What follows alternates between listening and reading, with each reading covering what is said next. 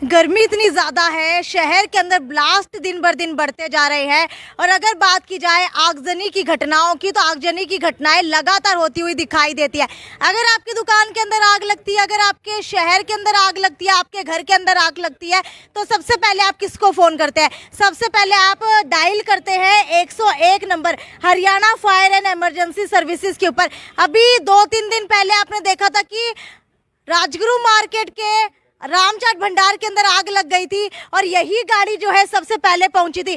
जब भी कहीं पर आग लगती है तो सभी के सभी दूर भागने लगते हैं, लेकिन सिर्फ एक ऐसी गाड़ी है, सिर्फ एक ऐसे कर्मचारी है जो सबसे पहले उस आगजनी के अंदर चले जाते हैं बिना कुछ सोचे समझे हुए। लेकिन क्या हो जब उस आगजनी के अंदर घुसने के बाद उन कर्मचारियों को अपना जो है रिस्क अलाउंस ना मिले, यानी कि अगर कोई भी दुर्घटना हो जाती है तो उसका जो भी खामियाजा होगा, जो भी कंपनसेशन होगा, वो कंपनी की तरफ से उन्हें ना मिले। क्या आपको लगता है कोई आपकी जान बचाने के लिए आएगा?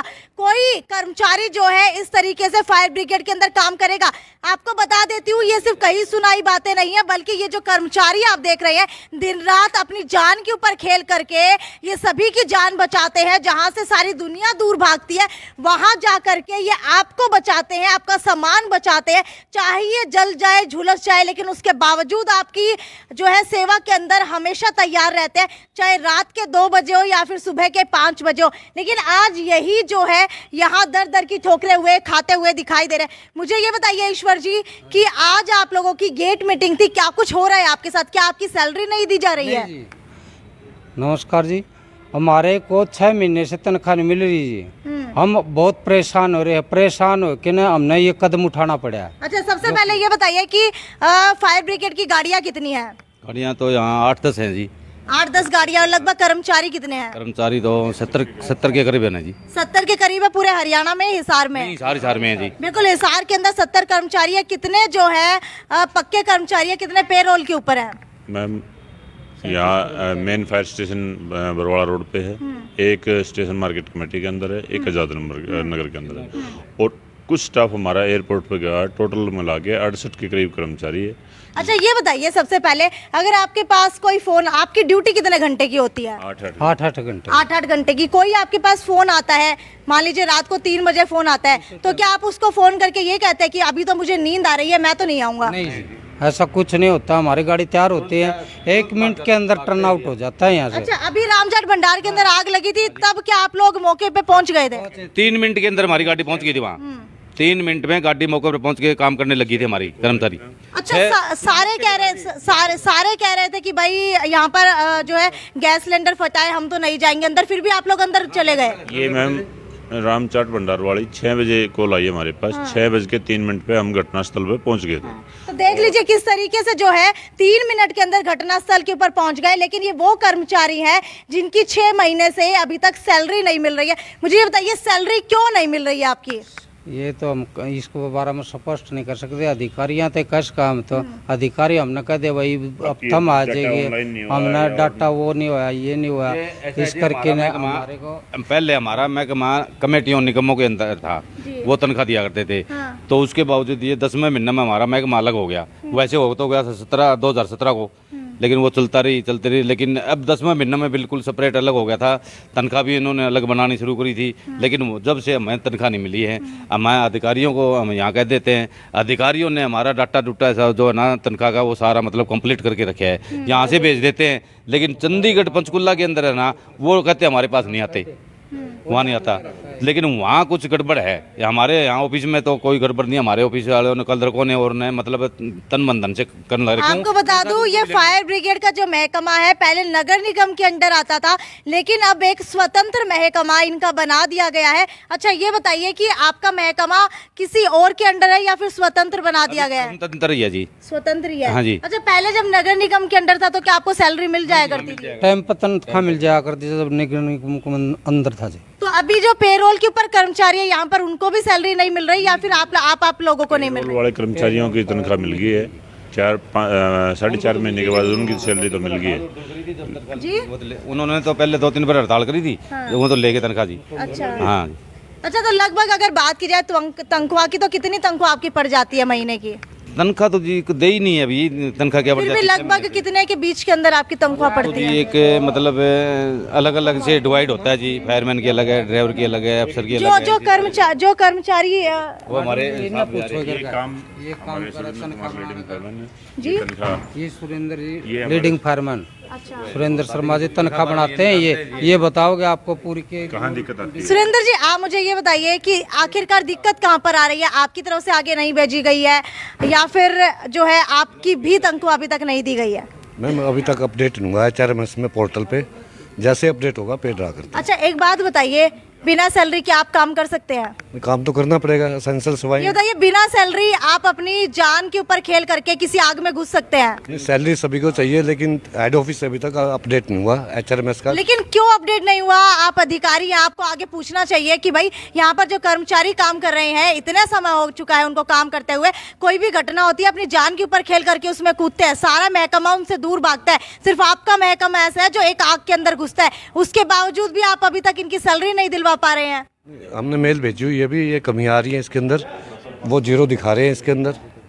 HRMS के पोर्टल में जैसे हम सैलरी ड्रा करते हैं ना, तो वो जीरो आ जाता है। 8 आदमी की तनख्वाह अपडेट हुई है अभी तक और 26 NPS के, तो उनकी जैसे अगर आज मैसेज अच्छा, ये बताइए, आप कह रहे हैं कि अभी तक अपडेट नहीं हुआ है, आपका कंप्यूटर खराब है या फिर सरकार खराब है या फिर सरकारी महकमा खराब है? क्योंकि 6ठा महीना लग चुका है, 6ठा महीना लग चुका है, मानते हैं 6ठा महीना लग चुका है? हाँ जी 6 महीने तक कोई चीज अपडेट ना हो, ऐसा हो सकता है? नहीं हो बताइए अब कैसे नहीं हो? मैम नया डिपार्टमेंट बना है अभी, सारा ये ट्रेजी से हो रहा है अभी, और इसमें NIC में वो कल भी गए हैं, जहाँ कल हमने मेल भेजी है इस चीज़ के बारे में, तो वो कहते हैं 1-2 दिन में सारा सोल्व हो जाएगा। ठीक है, सुनने में तो ये भी आ रहा है कि अब जो नया महकमा बन चुका है, अब जिनकी जो है ये सैलरी नहीं मिली, अब उनकी सैलरी मिलेगी भी नहीं 5 से 6 महीने की, इसमें कितनी सच्चाई है? नहीं, सैलरी सभी ड्रा होगी जितनी भी है, नवंबर से लेके अब तक अप टू डेट ड्रा होगी। विश्वास है कि मिल जाएगी सैलरी? ना कोई विश्वास को नहीं इनका हमने तनख्वाह का कोई वो काम हो रहा बड़ा तरह, वो डेट डाल दिया, बजट डाल दिया, बजट का क्या करांगा, हमारा जी काम में नहीं आने लग रहा, खत्म पड़े बजट पड़े रहो।